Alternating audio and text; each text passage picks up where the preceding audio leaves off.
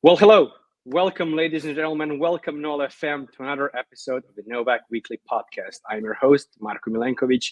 And even though Mario is not going to be with me this week, his dog is still sick. They're constantly rushing him to the vet.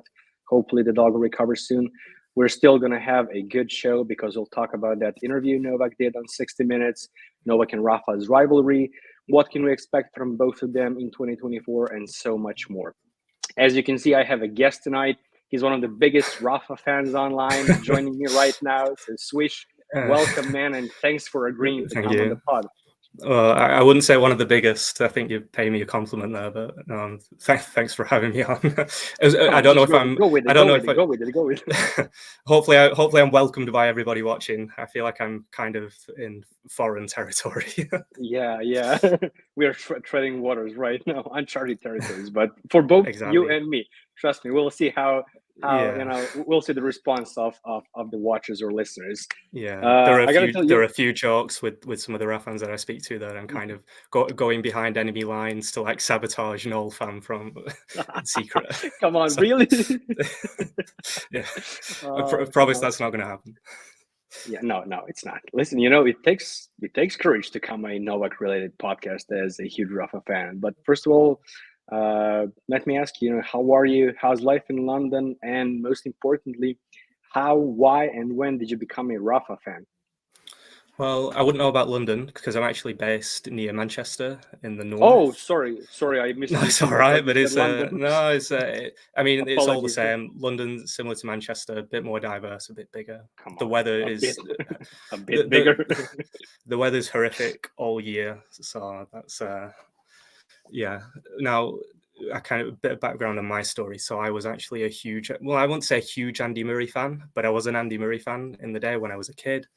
I was kind of your average, I love Andy Murray, but I would only really watch it during Wimbledon. I was just a bit of a casual. The more matches that I kind of, I started getting into it a little bit more, started watching more of the French Open and watching the clay matches, how physical they were. Being a kid, I just loved how pretty the orange clay looked compared to the dirt of Wimbledon and, the brown and the green. And it's probably just like most kind of Rafa fans and I guess some Federer fans watching those early battles. Because I think it started with the love of clay, and then that automatically became like a bit of an attachment to Rafa, and it kind of grew from there, I suppose. Yeah, I mean, it is a nice backstory. I wanted to ask you, how old are you? If you can disclose that information. Yeah, so I'm 27 now. So born in '96. Yeah, that's right. Yeah. So I'm a year your senior. Yeah, it was it must have been around 2009 was when I think I first started watching, full matches, other than when I was a bit younger and not really understanding what was going on. That was when I started kind of appreciating what I was watching properly. And I've tweeted about this before, but I think the first match where I really fell in love with tennis, I think was the 2011 French Open final with Federer and Rafa. I think it was like the perfect final because everybody knew who they were. It was a really good final as well. And I think they had contrasting kits. So you had Rafa in the blue, Federer in the right, you had the orange of the clay. It was a beautiful day. It was, when you were a kid sort of watching that, it was like, that was the moment that I kind of fell in love with it. Yeah, I can see that. Guys, before we actually, well into our topics and talk about the stuff I announced, I would really appreciate if you would, like this video, share it, leave your comments down below, and please try, subscribing to this channel and turning that notification bell on. We are still trying to reach those 1,000 subs by the end of the year. It's going to be difficult because we have 2.5 weeks left, but maybe we can do it. If not, it's still cool, but I would really, like if we achieve that. Now, going into our first topic, it's going to be, like I said, that Novak's interview he did, on 60 Minutes on CBS. Did you watch it? And what was your, major takeaway from it? So I didn't watch the whole interview, but like probably most people, I saw the main quotes. To be honest, I didn't really learn anything new. I didn't come away from the quotes thinking, my opinion on anything has changed. I think. But let me stop you there. What was your opinion, going into it? Because you said, I think that he spoke about, his stance on the vaccines, and I think he said that he was pro-choice rather than anti-vaccine. Yeah, I think freedom to choose. Yeah. Yeah, and I think that's always an important thing for him to clarify, because I think the general public still, even now after that, because a lot of people won't have watched that interview, have that opinion of him. They see in the news, anti-vax. But I think the more that he clarifies it, the better. But I think anybody that kind of knows Novak kind of understands that was always his stance, that he was just always, like you said, pro-choice. But do you think that because what you just said is something that I actually saw on Twitter yesterday? I agree with you. Every positive PR, every time he has a chance to do a something like this on a major network, whether it's American based or UK based, which are probably, when it comes to both tennis or everything in the world of news, the most important ones. Do you really think that there are people who changed their opinion, whether it's on him and COVID saga or things like that? Because I actually don't. I think that a lot of people who went in that interview came out with the same opinion that they have, whether they liked him or liked his stance, or hated him or hated his stance, or however you want to phrase it. I think the people that kind of already hated him, what humans are like. Humans are very stubborn, and no matter what he said in that interview, exactly, they would have found a way to twist his words, and not just, again, as human beings, and that's for anybody who would have done a similar interview. I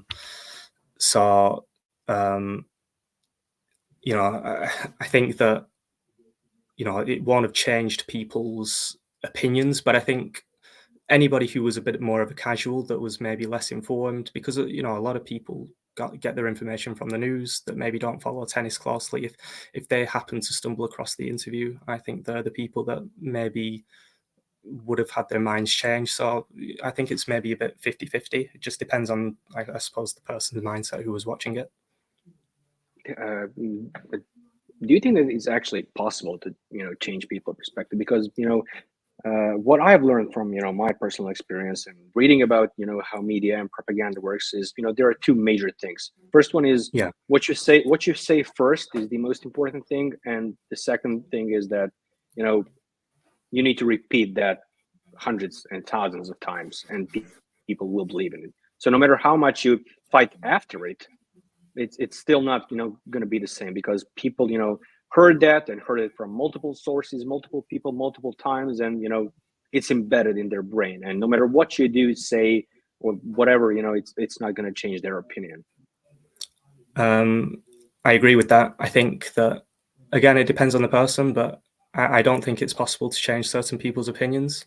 I think that people who just have a negative perspective on something, they'll always find a way to twist it with their own narrative, with their own opinions, and it almost doesn't matter what they hear if they're just always they're already ready to interpret it in a negative way before they've already seen or heard something. So I think that for the people that are, I guess, speaking about Novak specifically, Novak diehard haters, he could say one thing and he could say the opposite thing, and it would always be spun negatively in their own head.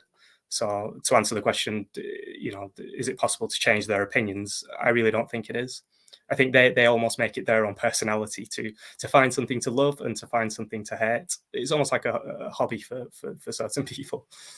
Yeah, but why do you think people do that? And when you mentioned hate and haters, I mean, we talked briefly, before I started, recording this, and a lot of Novak fans, consider you a hater. Why do you think that is? And you have a chance now to say that you are not. And why and why not? So why are people haters?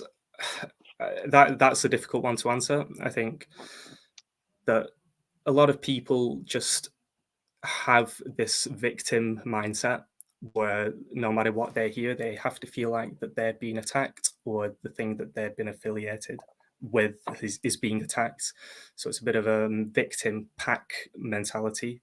And maybe that's just a flaw of human nature. I'm not really sure.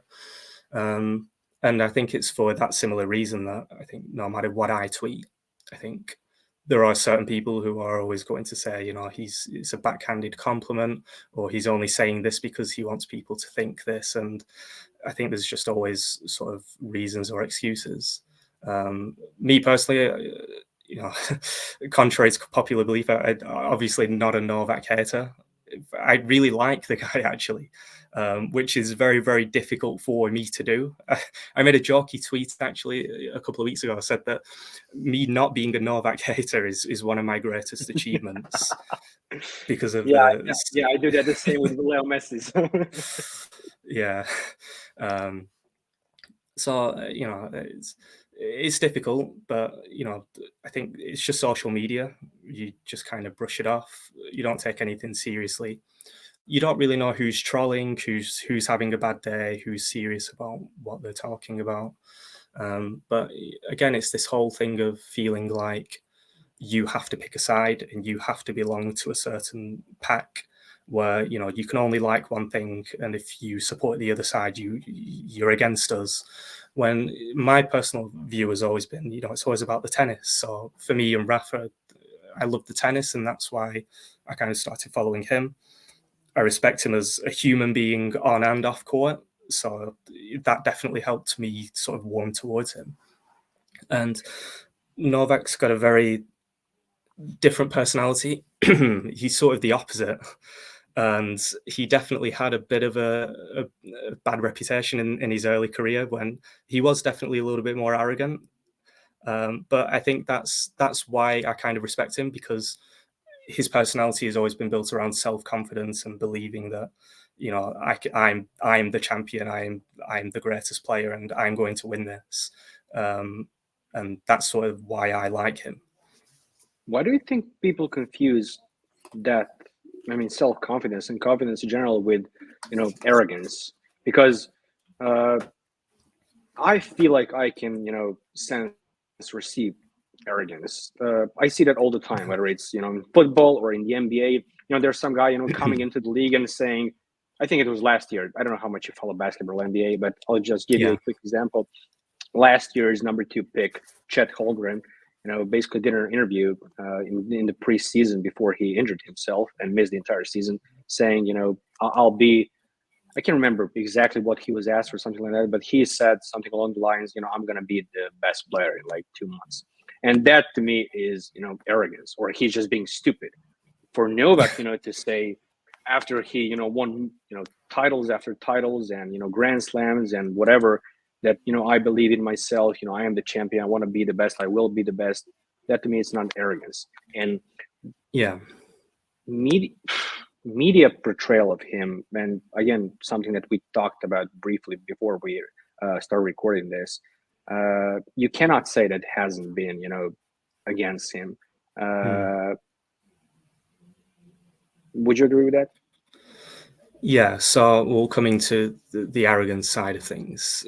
I don't see him as arrogant. I think, like you said, some people can be, but what we need to appreciate we just look at tennis, take even the top 100 players. I think people look at maybe the 90th best player and they think, they're not really that good at tennis. These are the top 100 players on the entire planet. That's so stupid. Just to get to that level takes an incredible amount of hard work, talent, self-belief. And what the top 100 players have done is, has worked for them, has worked for them. So, and different mindsets work for different people. So, we can never tell who's being genuine and who isn't, because we can't look into people's brains. But we know that Novak having that self-confidence to want and to believe that he is the best has worked for him, obviously. And the same thing for Rafa. Again, people say, maybe he's not genuine, and the same with Federer. That's a whole other debate. But I agree with that. But his mindset, and I suppose that the way that they both project themselves to the media, that's obviously worked for them, because they still ended up winning over 20 Grand Slam titles. So I don't think you can really say that one approach is worse than the other. And maybe that's just why different players attract different fans because people are always going to have different preferences. But I don't think that one is right and one is wrong. And me personally, I can kind of appreciate all sides of it. I can kind of understand what it might take to get to that level.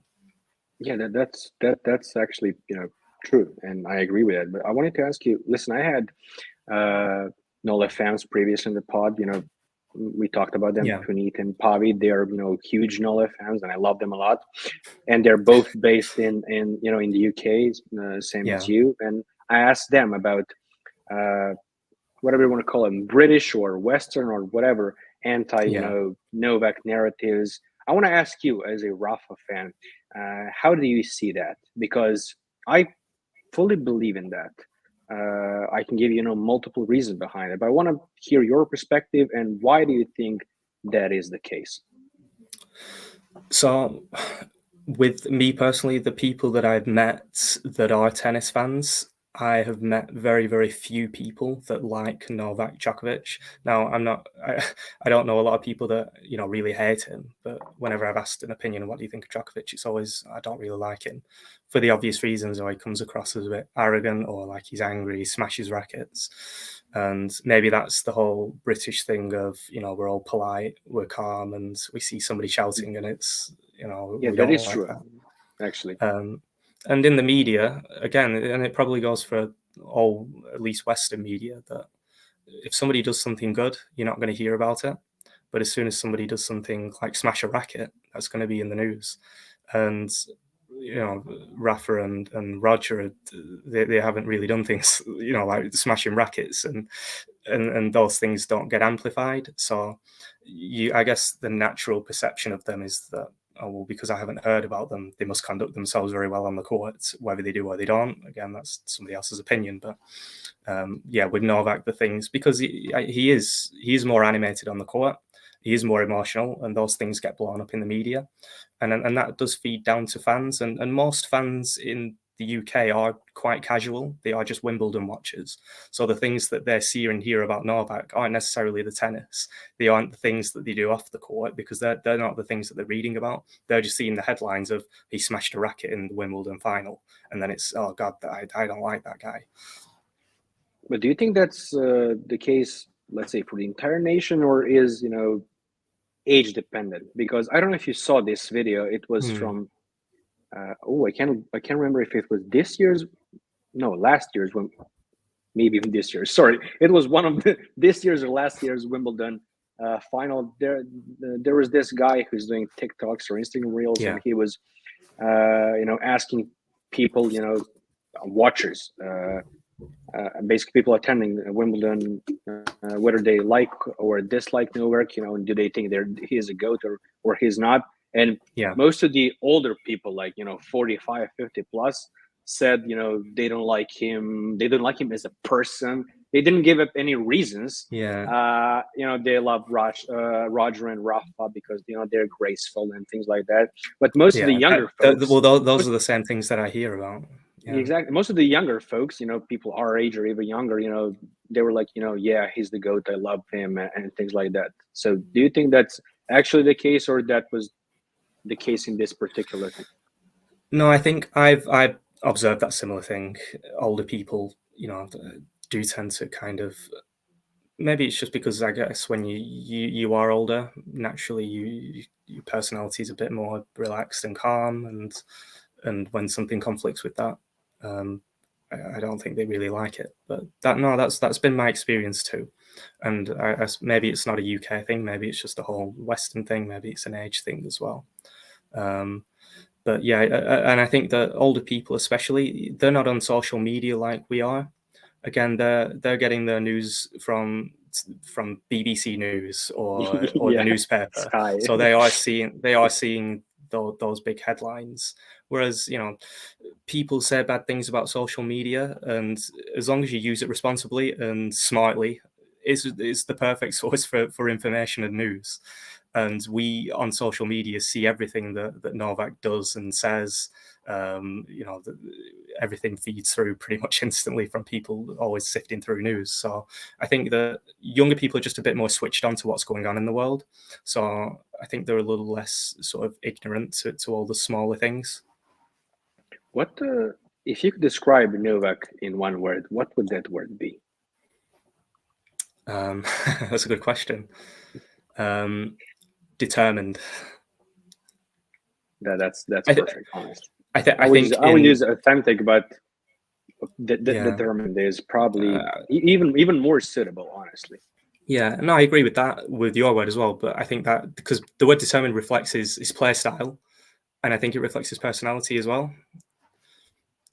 Yeah, his sort of desire to completely. When we were talking a couple of minutes ago, but his confidence, self confidence. You probably saw that interview, maybe you saw when he was like a 7-year-old kid. On RTS, which is Serbian BBC, and what do you want to be? I want to be champion, Wimbledon champion. I want to be number one player in the world. And he basically carried on since he was 4, 5, 6, carried on that confidence. That's one of the things that I like so much about him, because again, whether you think Rafa and Roger are authentic, that's another debate. But I think we know for a fact that whether you like him or hate him, Novak is authentic. Whatever he's saying or thinking or feeling, he's not afraid to say it. He's not afraid to tell the crowd what he's thinking. He's not afraid. He doesn't shy away from saying what his goals are. Even in his recent interview where he said that, about how much the Wimbledon loss annoyed him and he was so determined to win everything on US soil. I think that I didn't believe that was true. I thought that was taken out of context before I saw the full interview, because there's no way he said that. Yeah, a great quote. I thought that too. But yeah, I think it just reflects what he's about. I think anyone else says that, I think it comes across as maybe obsessive or like, he just cares about winning. But I think that's not a bad mindset for a professional athlete to have. I think you need to have that mindset. Yeah, but let me ask you this: why do you think that tennis doesn't champion basically that behavior because if you look at other sports, let's say, let's call it people's game, or like football or basketball, those type of behavior and those type of characters are celebrated, while tennis is not. Do you think that's because, like I said, football and basketball and other type of sports are like people's game, while tennis is sort of in a golf stratosphere is for usually it was for the elites. Do you think that's part of the reason? Maybe. I think so. I think that it's the gentleman's sport, isn't it? Everyone should be well mannered and polite and things like that. Yeah, and maybe that's just a historical thing. Maybe I think part of it is the way that it's structured. Naturally, you have to be quiet during a tennis match. There's cheering and clapping sometimes, and obviously between points there's not a lot of heckling. You don't have the chants, you don't have drums, shirtless people with things drawn on the chest. So the whole culture behind tennis is different, and I think that in turn attracts a completely different fan base. If you're a loud, boisterous person who wants to go to a sporting match and rip your shirt off and give the middle finger to whichever plays in front of you, you're not going to go to a tennis match. So you're going to become a football fan. But if you're somebody who wants to calmly enjoy the sport and that's your natural personality, then you're going to become a tennis fan. And I think that kind of fan obviously more likely to warm to somebody who's a bit calmer and than Novak probably is sometimes. Do you think that when the demographics shift, let's say when we become in our 40s, 50s and things like that, and younger generation come into the fold, do you think that tennis audience will change and definitely resound or look like more like football or rugby? I don't think it will on the same level, but not definitely. There won't be people going shirtless and things like that. I think that the sport needs to change slightly. I think that it is changing, and it will change very slightly. Just fundamentally, whether it's big changes to the way that the scoring system works, the time between serves. I think, and as the sport changes, that attracts different fans, and I think we've already started to see more younger fans. I think they're trying to push, even yesterday, or it might have been earlier today, the Netflix slam. I mean, that's definitely geared towards younger players. So was the Netflix show. I didn't watch that. I can't even remember the name of it. I forgot. Breaking Point. breaking break point. Sorry. Break point, yeah. And I guess the popularity of Nick Kyrgios, all of these things are, trying to encourage young fans, for better or for worse, to come in. So I think there will be a big change, but like I said, it'll never be on the level of football or rugby. Yeah, that's true. Going back to the interview, there are a couple of things that Novak said. I really found it interesting. I wanted to hear your perspective on it.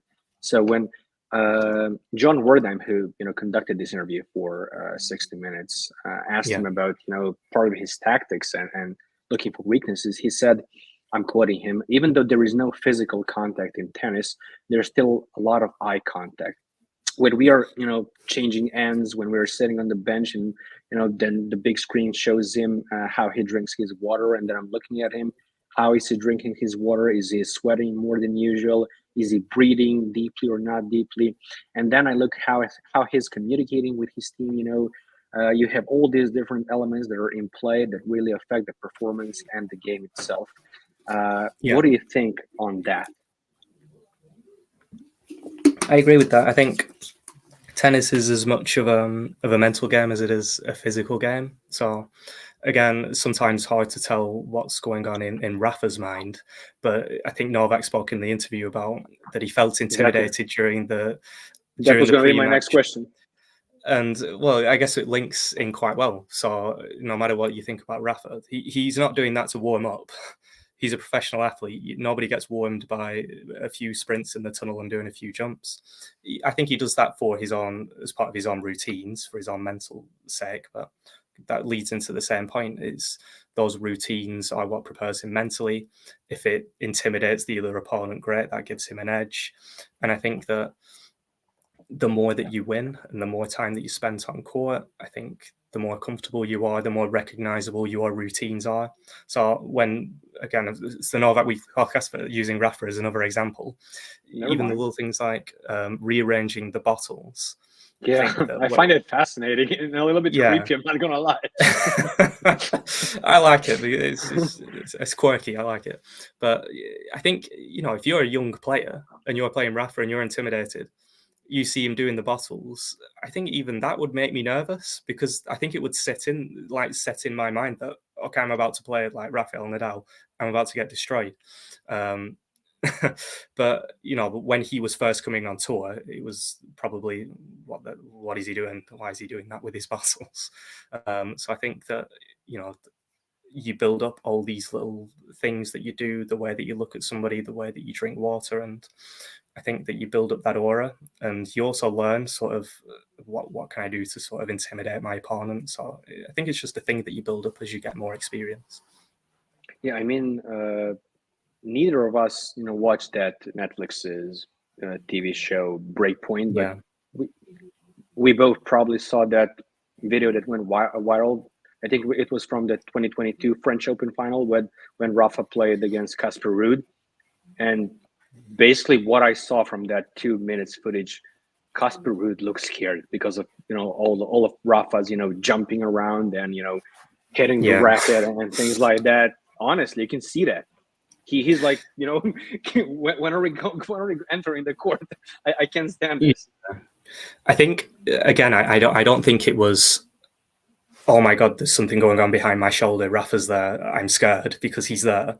I think part of it was, it's part of the overall experience. He's got it in his mind that this is a French Open final against Rafa. This is going to be the hardest task of my entire life, if not an impossible task.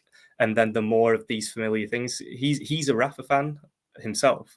So he'll have seen Rafa doing this pre-match routine hundreds of times in the past on TV, potentially. So then he sees that happening, and I think that just adds to the overall experience of the task that he's got. So again, it wasn't just that one moment, I think, that intimidated him. I think it just added to the overall sort of moments. Yeah, one last thing I wanted to ask you from this interview, and then we're moving on to the next subject, and that is when Novak basically corrected, John Wertheim when he spoke about his mental strength being as a gift, and he said it's not a gift; it's something that comes with work. And then I'm reading the following. Well, there are different techniques. Conscious breathing is a big part, especially in the moments when you're under pressure. I mean, I might appear maybe locked in. This was when John Wertheim asked him, or I basically told him that he looks locked in. He said, I might appear maybe locked in, but trust me, there is a storm inside, and the biggest battle is always within. Am I right? So, do you think that's true? And because I do, and actually, going back to Wimbledon this year, Novak did this fan type of thing, sponsors with Asics. They had this Asics house, I think it was called, near the Wimbledon courts, and he spoke and he said that. I'm of course paraphrasing him because I can't remember properly. Yeah. You have to think about the past. You think about the future. You think about the present, and all of those thoughts and emotions. Basically make this concoction inside of you. You can't always think solely in the present and about the present. Your mind, dwells in the past, dwells in the future. What did I do last year? What I'm gonna do after this shot? And I really like him for basically saying this, because there's this again stigma, whether it's positive or negative, that athletes, especially top-notch athletes, the greatest, as Novak-Rafa, Messi, Ronaldo, whoever you want to name, they're the greatest because they solely think about the present and in the moment. And he's basically shattering this illusion. That's not true. This is him talking about himself, but I really believe that it translates to all the other great champions. They're the thing that separates them from the good players is that they don't think about that that much. If they lose, they're not gonna think about that loss for days or weeks or months. They're gonna think about for first 24 hours, and then they're gonna move on. What's your take on it? I like that he was open and honest about it, and I think that is definitely the case, that while we look at Novak and we think sometimes that he's a robot on court, the way that he can stay so calm, ultimately he's human, and he does show his flaws during matches when he gets overly animated and emotional sometimes. And do you like that? I have to ask you. Do you like that? And why do you think? And why do you think a lot of people hate that? I like it. So as a neutral, I would call myself a neutral, because while I kind of would. I think I used to root against him a little bit more, but that was more for the sake of rivalry, banter, the record chasing. That's normal. I do that as well. Yeah, but now that he's sort of wrapped up, I think all the records, I think that I think that I can just kind of enjoy it more as it doesn't matter whether he wins 40 Grand Slams or 24. It's just I kind of just enjoy watching him kind of set new heights for the sport. And sorry, what was the question on? Do I like how emotional he gets? Not only that, but why do you think a lot of people hate that type of behavior? So I personally like it because, again, I think it shows him being authentic. I think that everybody, again, is human. So you don't have to be a robot on court. Even when I'm playing tennis and at a very, very amateur level, just a casual hit around with friends, and I hit the net 3 times in a row, I want to smash my racket into tiny bits, but I can't afford a new one, like Novak can, so I can't do it. Different reasons. But does that make me a bad person? Does it mean that I'm going to go home and shout at my family or shout at my friends? Yeah. Trust me, absolutely I can't believe not. You wouldn't believe what I saw. He's beating his wife and things like that. Exactly. That's asinine. Exactly, and just naturally, I would consider myself a very calm, reserved person anyway, just naturally. But just playing sports, the testosterone and the adrenaline, and this is in a casual hit around. I can't even imagine the emotions when you're playing for a Grand Slam title. So I kind of like it because he's not hiding anything. He's wearing his heart on his sleeve, and I think it's just natural. I don't think we should. And people just respond and react to different things. People have different emotional triggers and different emotional levels. So should we really villainize somebody just because naturally they're more emotional? I think to me that seems like an unfair way to criticize somebody. Now, I don't think we should glorify it. If he smashes a racket, he gets a warning, and we shouldn't encourage that behavior because it is not the best example for kids to watch. But he's not doing it on purpose. He's just human, and that's just a flaw. And he said in his interview that he is a flawed person. Exactly. But I think that's why some people don't like it. I think because they see other people respond to different situations differently. Rafa seems to not get angry 99% of the time, but he manages to stay calm. But I think that guy maybe isn't human. I don't know how you can not smash a racket over that many years. Yeah. But people see that and they think that about him. Yeah, but people who, especially big Rafa fans who probably only watch exclusively Rafa matches, think that is the norm, but it's not. The norm is to get angry and throw a racket. We've even seen Alcaraz, while I don't think he managed to smash one, he did throw one a few times. And this is a guy who's the happiest player on court when he's winning. And we see how angry he can get, but we don't villainize him the same way that we do with all players. Yeah, but why do you think that is the case? Because I wanted to actually ask you that, 10 minutes ago when we were on that subject directly.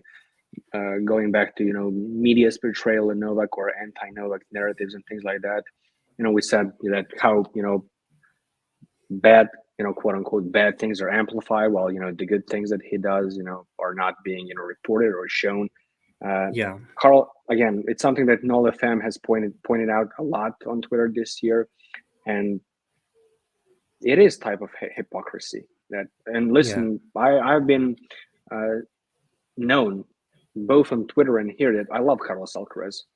But I love both his tennis and his personality. Not only that he's happy, as you said, probably the happiest guy on the court, on the entire circuit, but because I still believe that he is completely honest when it comes to his approach and his emotions. I mean, the glaring example was that the Cincinnati final loss.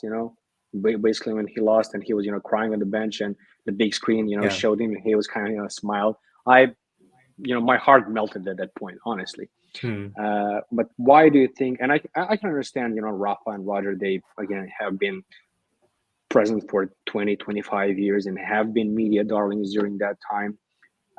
But why does the media not show that against Carlos Alcaraz? I think they still do it against Novak. I'm going to sound like a conspiracy theorist here, but I think a part of it isn't. Conspiracy theorists are welcome on this pod. So I think a big reason for it is, I think, some bias towards Eastern Europe. I think that if a British gentleman smashes a racket, he's frustrated. If an Eastern European smashes a racket, he's just like a Serbian hooligan.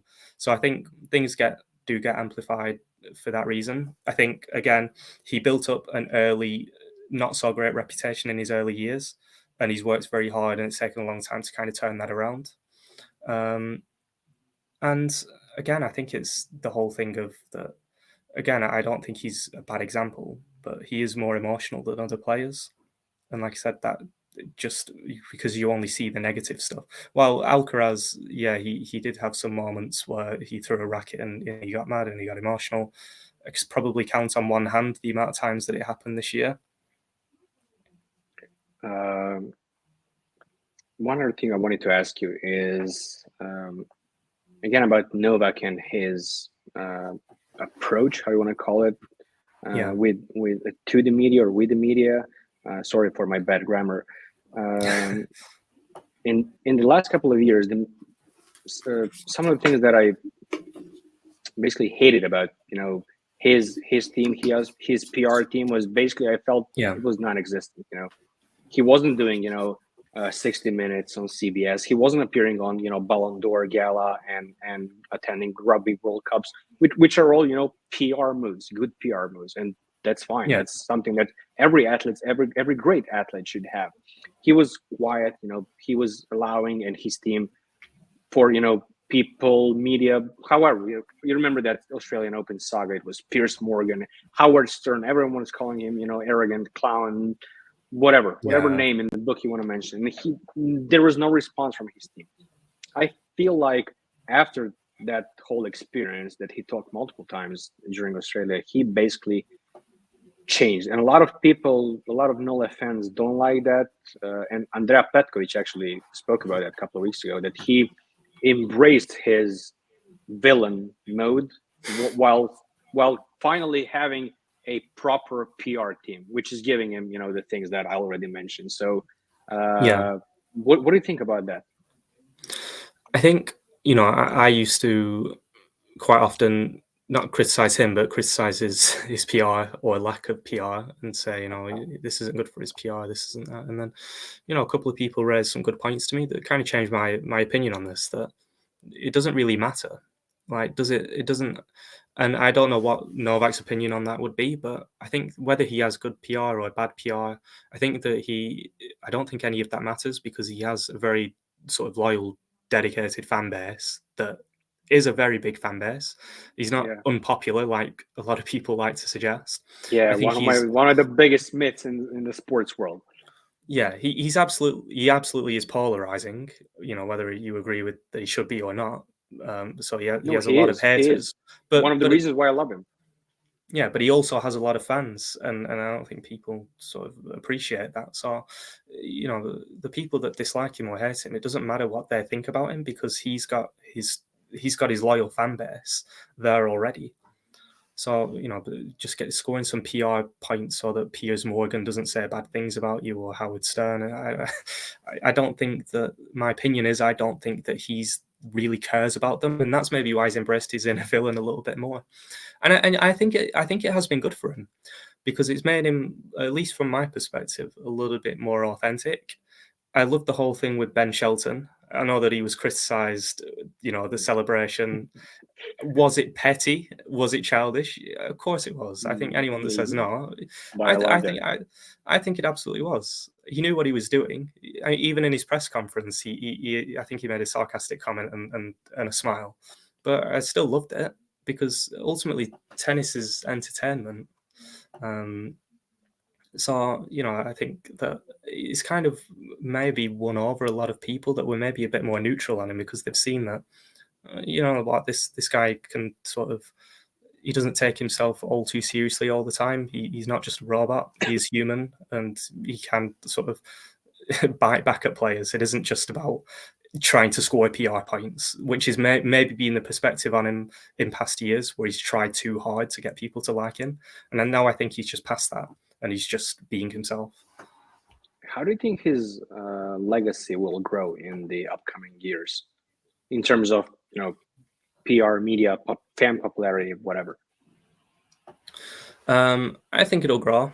So a running joke on social media is that, he'll be forgotten and he'll be the Margaret Court of this era. But my God, you've probably seen the same. How do those people exist? I'm honestly asking you. I mean, how can somebody have that type of comment?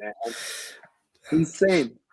Yeah, I mean, it made me laugh, but it's, I don't think it's true, because again, he'll own all the records, I think, unless Rafa has a miraculous comeback and can win another 3 or 4 titles. Fingers crossed, but it's unlikely. Not fingers crossed. I'm on the wrong podcast to say that.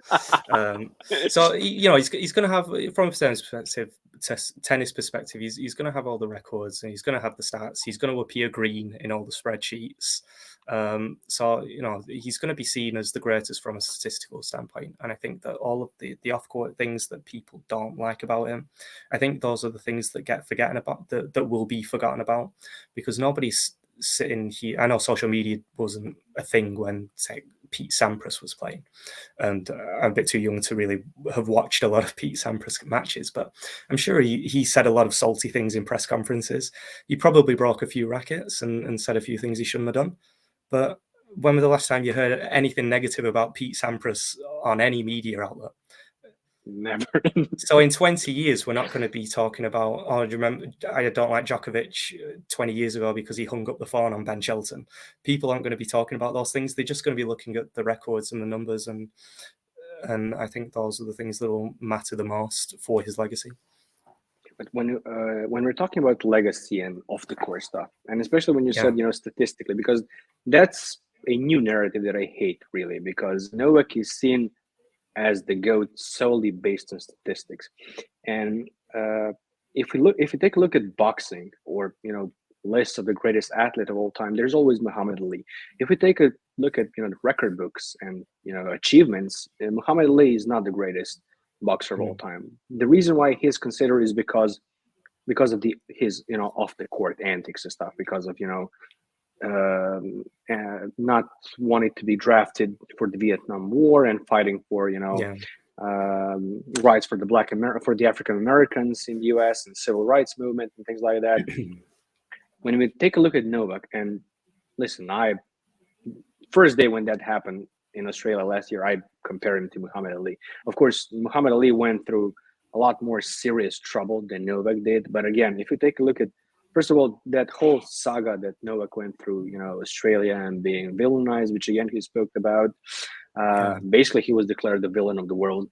Plus, what he's doing, with the PTPA and Muhammad Medjedović story, a lot of humanitarian work. I actually think, and I said it multiple times on our pod, I think that in 20, 30 years time, he's going to be even more remembered and championed for the things that he did off the court than solely for his Grand Slam records or weeks at number one and things like that. Yeah, well, I've never really been too interested in GOAT debates, not just for the obvious reasons that I just don't really care and they're a waste of time, but I think a big reason that people have different definitions of what the greatest is. For some people, it is about the numbers and the records.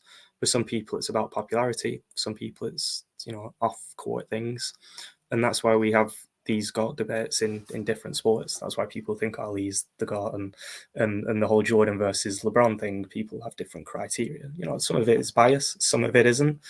For me, I think the word greatest for me refers to the statistics and the records, and that's why I've never shied away from saying that he's the greatest. But I think a better debate is, well, who's a better tennis player? I think that Rafa and Novak are. I think pick a day of the week and you might have a different winner depending on the surface and depending on who had a better sleep. And you probably could include Roger in that, because I think a lot of people forget how good Roger was in between 2003 and 2007. But they just look at the head-to-head when he got older, and I think he's a bit more dismissed. But people see Roger as the GOAT because he's Roger Federer and everyone knows who he is. People think Rafa's the GOAT because, well, he's got a lot of the numbers and he's never broken a racket. And people think Novak's the GOAT because he owns basically nearly every single record that there is to own. And like you said, your criteria is, well, he's done all of these things. He's very patriotic. He's done these things for the Serbians and he's done these things for the PTPA. And again, everyone's got their own preferences. And that's why I think the GOAT debates are a bit pointless, because if I'm arguing with somebody who thinks that the GOAT debate is about popularity, and I'm arguing with a Federer fan, I'm never going to change their mind. I can throw as many Novak statistics at them. I can throw as many racket smash statistics at them. If their criteria and their own personal feeling is about he's the most popular, it's just a waste of time. Yeah, especially when here we talk about an individual sport and we talk about an era where all three of those guys, played against each other. Michael Jordan and LeBron James never played against each other. Messi, Ronaldo, and Maradona and Pele never played against each other. Completely different eras. So you can only speak, in hypotheticals. Yeah. Over here, we have the evidence. We have the footage. We have the records. We have the numbers. And the numbers and everything else shows that one guy is number one.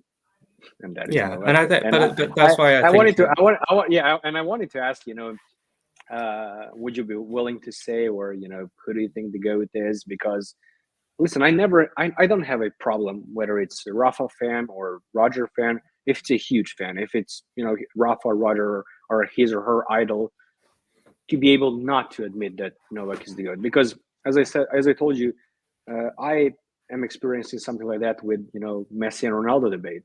Most of the numbers and things like that point out that Leo Messi is the GOAT. But Cristiano is my idol. He was my idol when I was 8, when I was 18, now when I'm 28, and he's probably going to be when I'm 88 if I reach that age. So I've been emotionally invested in that man and his career for the last 20 years. So Yeah. it hurt. I can't say it. No matter how much I wanted to, I still, he's always going to be my GOAT. So that's why, even if you couldn't say that Novak is the GOAT, I would respect that, honestly. Yeah, well, and that's why I think that I like speaking about the nuance, because I know that if I come on here and say Novak is the GOAT, I will not be welcomed back on Twitter /X. Cancelled on Rafa Twitter. But exactly, but that and that's why I think it's more nuanced, and it's about the greatest for me is about the numbers and the records. But I think a more interesting debate is who is a better tennis player, and I think that you can't just look at sort of overall records. That's when you look at things like head to head. The more nuances to do with the games rather than just like who's won the most trophies and who fills up the most green in the spreadsheets. That's completely true. Okay, moving on from this topic, because we already talked a lot more than I expected, honestly. These are some old news. Again, something that Mario and I and our guests talked a lot during the previous weeks and previous episodes. But I wanted to hear a Rafa fan perspective on those comments that he made during the interview that he did on Movistar Plus in Spain about Novak being more obsessed than him, which I completely disagree with it. But what do you think on that? Well, it's interesting because at the time, I did agree with the comments. I thought that, again, it is hard to, I think Rafa's a bit harder to pin down in what he's thinking and what he's feeling, but I don't think there's anything wrong with suggesting that Novak is more about the records, because Novak has gone on record talking about how he wants to be the greatest and he wants to win this many titles and be number one. But Rafa, we have evidence that he's never sort of claimed that I want to be the best, I want to be number one. His mindset has always been, I just want to go out, compete, try and win. I'll desperately do everything I can to play and to try and win. But ultimately, if I don't have the most titles, well, I think any natural human being, especially top athletes, would be sad about that. And I don't think he would admit that he wouldn't be bothered by it. But I think for him, it's about, if I can give 100% in every match, every tournament, then I can have no regrets because I gave everything. And if it wasn't enough and there was a guy who won twice as much as me, then what is there to worry about? Whereas Novak does tend, me personally, and probably Rafa thinks the same, I think he does think about the bigger picture things. He thinks about, he used to think about, how he was perceived. He thinks about the records. He's always wanted to be the greatest. And Rafa saying that, I think people saw it as a shaded insult. But I think regardless of whether it was true or not, I don't see that as an insult. I think if somebody said to me like, you are obsessed with records, depending on how it was sort of phrased, I don't think that's a bad thing to be. I think that just shows, again, Novak's determination and drive, that if he's all about the records, and that's fine. That's what gives him motivation to be the best. That's true, but in the world where we live in, and that every comment that has any type of negative connotation towards Novak is always going to be, again, as we said, amplified and broadcasted. The same thing happened with, I don't know if you saw this, you probably did, that Instagram comment that Andy Murray made. Again, maybe it was a couple of weeks, or maybe during the same week when Rafa made those comments in Movistar. He basically posted, I think it was Tennis TV, and there was this case when Rafa and Novak, I think they were playing Toronto in 2012, and Rafa hit Novak in the face, and something similar happened during that time. I think that Cincinnati was being played, and he basically kind of trolled Novak that he's a hypocrite because he complained during that time but didn't have a problem this time. And that, I mean, my opinion, first of all, you should. Yeah, sorry to interrupt. I think it was the recent incident with Was it Cam Norrie, where he kind of got annoyed, or Exactly, Cam Norrie got exactly. annoyed at Novak? It was one way. Exactly. During it was during Rome. Yeah. Yeah. Well, first of all, I think I remember the comment. I remember finding it hilarious because it was unexpected. Andy Murray's really grown on me in recent years because he's become a bit of a grumpy old man where he doesn't really care what he's saying. If he kind of annoys somebody, he's not really bothered. So it made me laugh. But I think that, again, nobody's perfect. So Rafa's going to say hypocritical things and Novak is going to say hypocritical things. I'll do the same. You'll probably do the same. A lot of people will do the same. And him pointing it out doesn't mean that Novak's a bad person. He might have been a bit hypocritical or a bit emotional in a couple of moments, and him pointing it out is just Murray's way of saying, I don't really care what you think about me. He was wrong on this. And again, whether he was or he wasn't, I don't think it's people just reacted. So I remember the reactions to it. People were cancelling Andy all over social media. But again, it's not. He's not suggesting that Novak is a bad person because he was hypocritical on this one incident. Yeah, listen, I said that, and I received a lot of backlash. I didn't have a problem with the comment itself because I actually agreed with the comment. My problem was with the, how do they say, semantics of it, because that's something, first of all, that you shouldn't do, especially to one of your, colleagues. And I don't know about their relationship right now, but they used to be, really good friends. And as I said, Andy Murray was one of the only non-Serbian player who attended, Novak and Elena's wedding 10 years ago. But the reason why I hated it because, every single, media outlet, picked it up and basically, ran with it. But going back to my question was not about Andy Murray, it was about Rafa. Going back to Rafa, I completely disagree with you. I actually think that Rafa is the one who is more obsessed. I mean, if you take a look at the history, I think that it was in 2016 or 17 when he basically said that, he would die to win another French Open final, or French Open, sorry. I think that in 2020, actually, it was in 2022 that, he was taking those painkillers for his foot. And just not to bash Rafa right now, but to basically prove Novak's cases.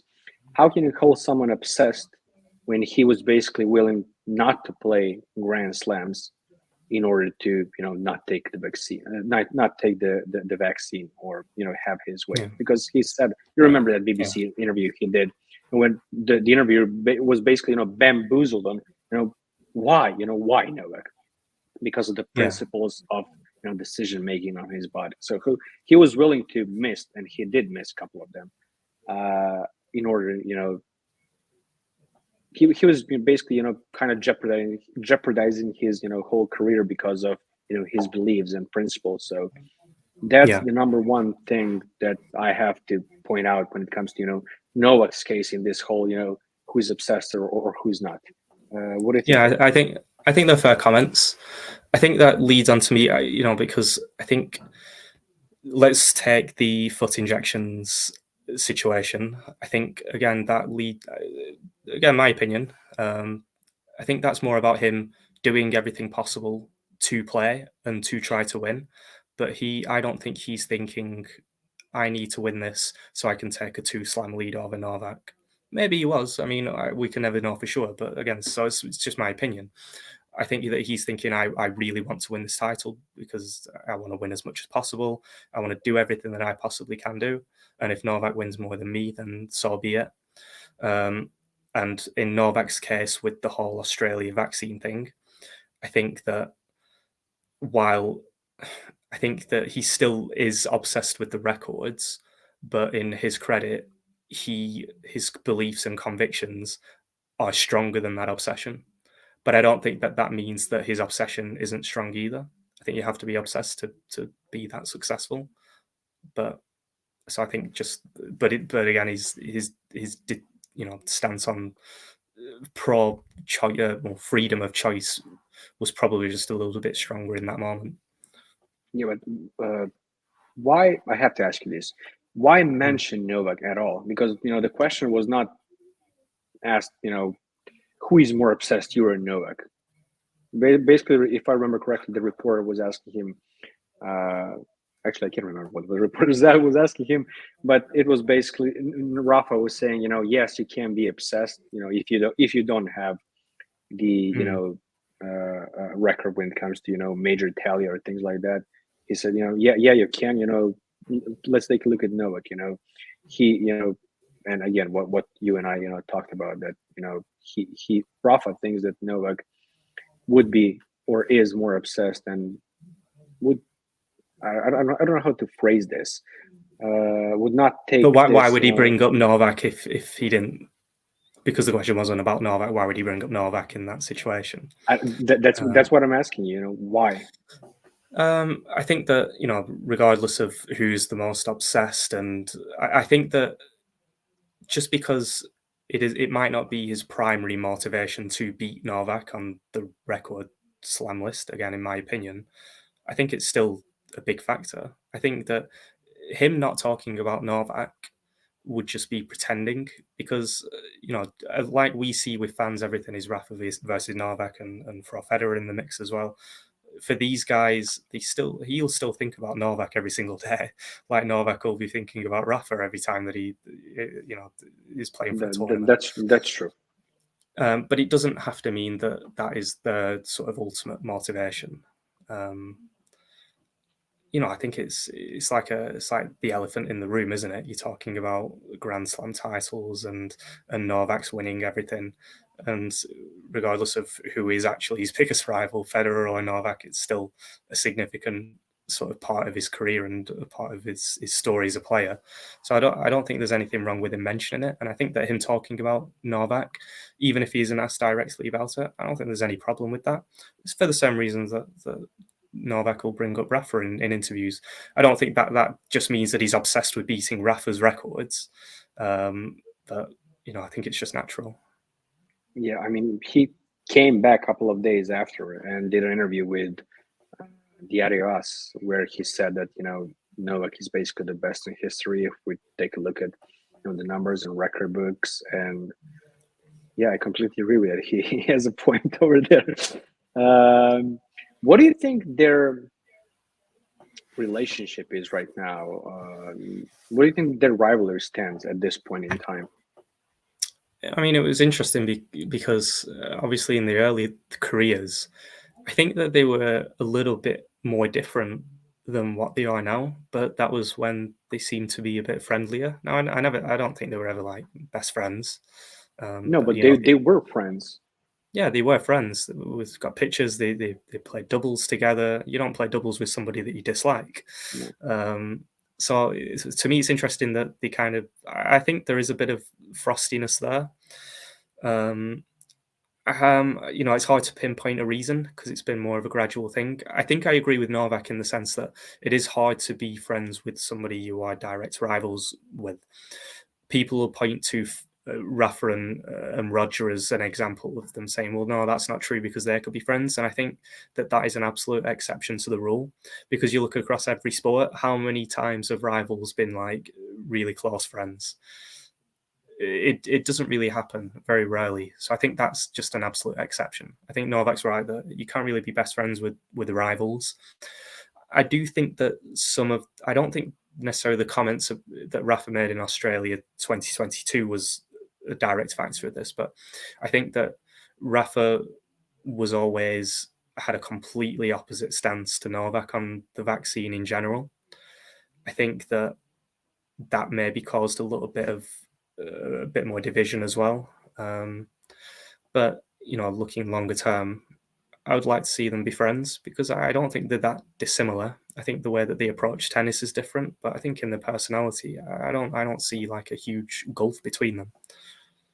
Do you think that can happen? Because again, Novak spoke about that in his interview. He would like to, sit down, have dinner, whatever, with both, Rafa and Roger. And again, a lot of people mentioned it on Twitter, and I think that even John Wertheim, sorry, in the interview we're talking about, said that Martina Navratilova and Chris Evert, were biggest rivals and totally unfriendly during their playing days. Well, they became basically best friends after their careers ended. I think best friends is hard to say, but I think they can absolutely be friends. I would like to see that. I think another factor, just from the previous question that I kind of forgotten about, is the comments from Novak's family and from Tony Nadal on the other side. I think absolutely do not help the situation. And that's why I could never see them being best friends, because if you're best friends with Rafa, you're going to see Tony Nadal most days. And the same way, going the other way with Djokovic's father and his brother. So for that reason, I can't see them being best friends. But I don't see why, because I don't think that they dislike each other. I've never felt that. I just feel like that they were friends and now they're just very distant. But there's always been a respect there. I think they've both always been open about that. But I want to hear your perspective on this. When again, I hated it. I have to go back to it, but I want to ask you, when the whole Australia thing happened, and Rafa's comments, rules are rules and things like that. Do you think that Novak felt a little bit betrayed by his comments? I think he will have done at the time, because I mean, let's face it, in the situation that he was in, he'll have been sort of very emotional, very sort of vulnerable, fragile position that he was in. So he'll have been looking for any support that he could have gotten. Rafa didn't offer him any direct support, and other players did. So I think he would have looked at that and thought, I wish Rafa had given me a bit more support in that moment. But I think that, again, people always, I don't like dwelling on these comments for obvious reasons, but I guess it's an important topic to discuss. I don't think he was shading him or trying to get him deported, like a lot of people say. Excuse me. But I think a lot of it stems from Rafa had a completely different take on the vaccine. It's still a little bit open for debate on the vaccine work, did it not? That's a whole completely separate discussion. But I don't think that I kind of had the same belief as Novak about the whole vaccine situation. Really? Excuse me. Yeah, I was always pro-choice. I did get vaccinated a couple of times just to travel. Excuse me. But at the same time, I kind of sympathize with Rafa's position, because he's a tennis player and he never claimed to be a medical expert. Was there anything wrong with following the medical advice at the time? I don't think we can criticize people who listen to the doctors. Now, whether the doctors were right, wrong, evil, working for the establishment, that's a completely separate matter. But for the people who listened to them at the time, should we really villainize them? So yeah, he didn't show sympathy, but he just had a completely different belief on the vaccine. He was listening to the medical advice. Novak had his own beliefs. And I think that's why he was just led to the whole rules are rules sort of thing. He was thinking, well, I have this belief about the vaccine. If he doesn't want to do it, I'm not going to villainize him, but he knows what the conditions are. If I support him, I'm almost supporting his stance on the vaccine, which I don't agree with. So I think Rafa was, while he wasn't necessarily sympathetic, I thought he was honest about his own beliefs on the matter, and that's why I didn't really have a problem with what he said at the time. Listen, the two of them had a completely different seasons. Rafa lost in the second round of the Australian Open to Mackenzie McDonald and basically missed the entire season afterwards with injury. While Novak had one of his best season ever and one of the best tennis season ever. Winning 3 majors, playing another final, winning the ATP finals, finishing the year as world number 1. What can we expect from them in 2024? Please, let's go with Rafa first.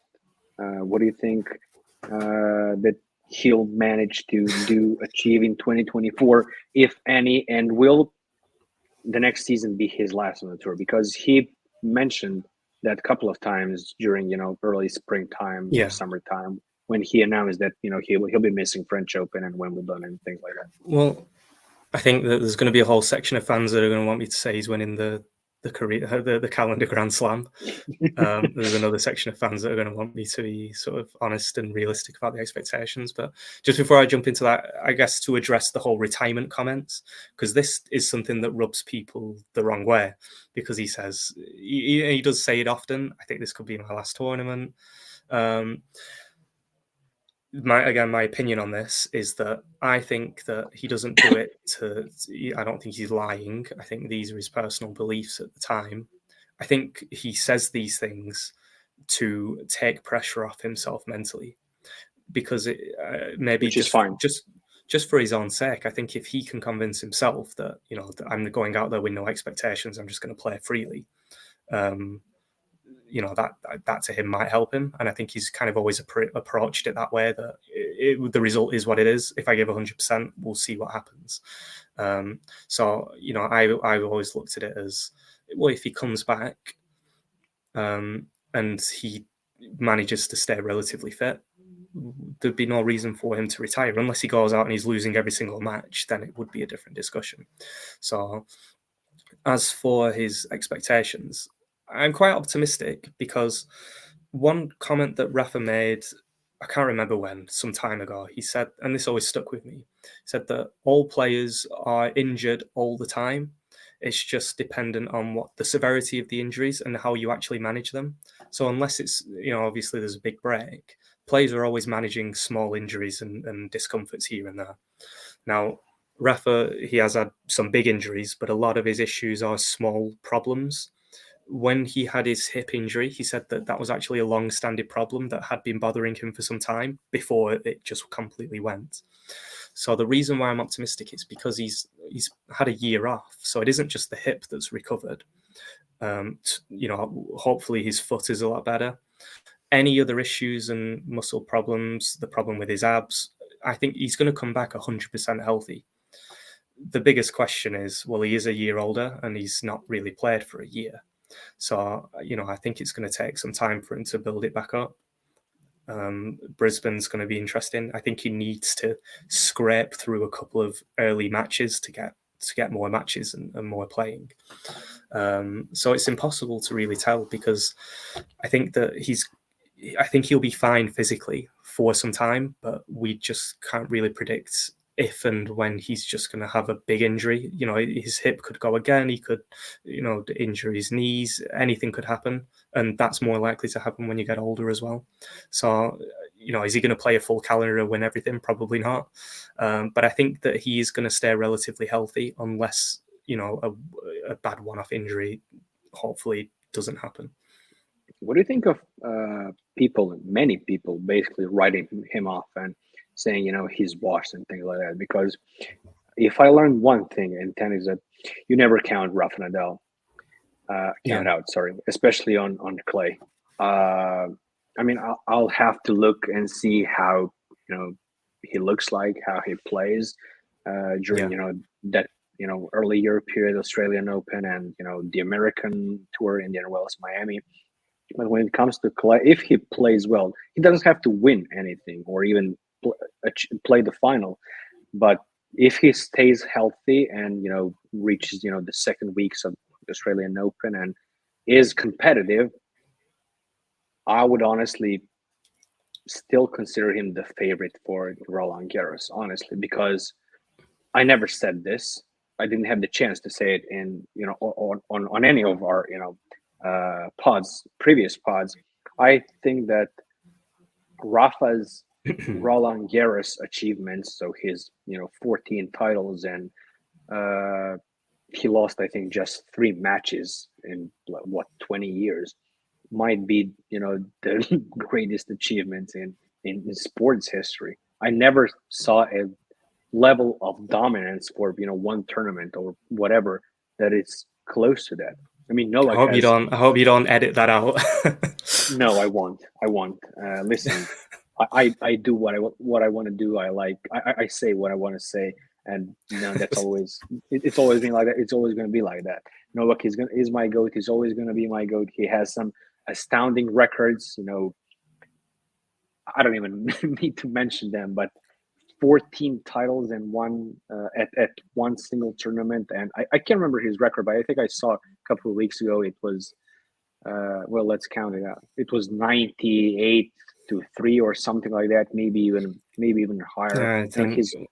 I think it's something like 112 now. It's over 100. Let's go. Never mind. 112-3. Come on. It might not be that. I think. Never mind. He lost 3 matches in 20 years. That's just outstanding. Yeah. So what do you think? What do you think on Clay's season and Roland Garros? I think that again, assuming that he stays healthy, assuming that he doesn't just lose every single match, he's always going to be a big favorite because he is old for a tennis player. He's going to be turning, I think, 37 this year. But we've seen Roger play at a high level at that age. We're forgetting that Novak, while he's in a better condition physically, he's still only 1 year younger. So players can play at a high level at that age, but they have to stay fit and they have to win matches and be confident. So the guy hasn't forgotten how to play tennis. So he's always going to be a favourite, but it does depend on his fitness. I don't think he'll be unless he's winning loads of titles, I don't think he's going to be the favourite. I think Carlos will be. I think Carlos, controversial opinion on this podcast, I think Carlos would have won that semi-final last year. I don't think it would have been convincing. I think it would have been close. It might have gone 5 sets. But if I had to put money on, before the cramps, if I had to put money on who was going to win, I think I'd have picked Carlos. And I think, assuming that his form picks up this year, going into Roland Garros, I think he's going to be the favourite again. But of course, you can never write off Novak because even though clay's not his favourite surface, he's still won 3 Roland Garros titles. And if there wasn't Rafa Nadal, he probably could have won 6, 7, or 8 maybe.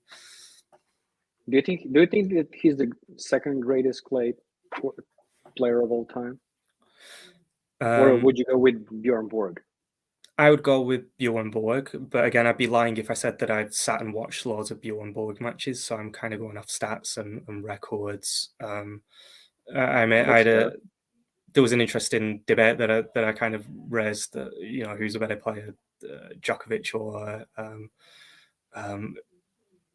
there was I'm trying to think which player it was, Ivan Lendl, who was the third best clay player, and I think most people agreed that it was Novak, even though Lendl had a few more records and stats above him just because of the era that he played in. So yeah, it's hard but it is hard to compare generations. So I try not to do it where I can. I try to just look at what's happened over the past 20 years. Yeah, that's a good choice. Just a quick question about Rafa's retirement or possible retirement. Okay, let's say we have 2 scenarios. Scenario number 1 is he comes back and he sucks completely. Can't win, 2 matches, 3 matches in a row. Is not competitive when it comes to winning titles or any titles. Yeah. And scenario 2, where he comes back, comes competitive, wins a couple of titles, especially on clay. Do you think that his choice would be the same regardless of the outcomes in 2024, or will it depend on his performances and results? I think it depends on the performances and results, because if he's winning tournaments and importantly he stays fit, for at least most of the season where he can, I don't think there would be a reason to retire. But if he is, like you said, if there's a situation where he's not competitive or he's struggling physically, I think there is a good chance that he could retire. Not just for those reasons alone, but I think his priorities, having a child now, and he's 37. Yeah. He's very rich. I'm sure that he's got other things on his mind. He's got his academy. There's other things that he's going to want to do with his time and money than play tennis for the rest of his life. But again, I don't think that, given his approach across his whole career, I don't think he would ever think, I had another year in the tank. I don't think he would ever want that situation. I think he will play until he just absolutely can't play anymore, similar to how Roger did it. One question about that. A lot of NoleFam have been discussing about Novak's potential retirement. And again, a lot of them, and I don't agree with them, have said that he might retire next year, especially if he wins the Olympics or gold at the Olympics, because he would retire while being on the top. I hate that idea because You basically want to see him play for the. I want to see. Listen, my prediction is 2028 because I can't live in a world where Andy Murray has 2 gold medals and Novak has just 1 potentially. We have to tie that as well. But all jokes aside, I don't see based on his level of play in 2023, that I think he's just going to carry on to 2024. I don't see the reason why he would, and I don't think that he will. I don't think that he will, because I don't think Novak sees. If it was about the records, he probably just would retire now because he owns most of them, unless he's afraid that Rafa might come back and catch up a little bit. But I think Novak's approach is, I don't want to just break the records. I want to demolish them, and I want them to stand forever. And so as long as he can win a Grand Slam title, I think he'll play. It's a very hard one to predict, whether he would play until he dropped physically, because we haven't really seen that happen yet. So that honestly is probably the hardest question you asked on so far in this hour 20 minutes, because we have no idea what, while he had his elbow problems and things like that, we haven't really seen him take that much time off or really struggle physically. So we don't know what his reaction would be, if he's even able to really come back from a big injury setback. I think all of those things will determine when he retires. I don't think he would retire at the top, though. I think it would take at least a little bit of slowdown. Whenever that happens, that might never happen at this rate, but at some point it will. Yeah, which will be normal, because you can't expect let's say, 40-year-old guy to be still world number 1 and winning, every Grand Slam. If anyone is ever going to do it, it's going to be him, though. But... yeah, that's true. I love that. Listen, this is good. That's going to be in the thumbnail.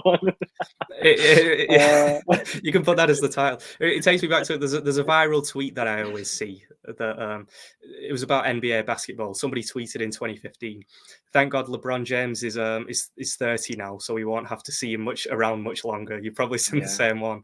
And 8 years later, the guy's the oldest player in the league, and he just won the in-season tournament, being the MVP.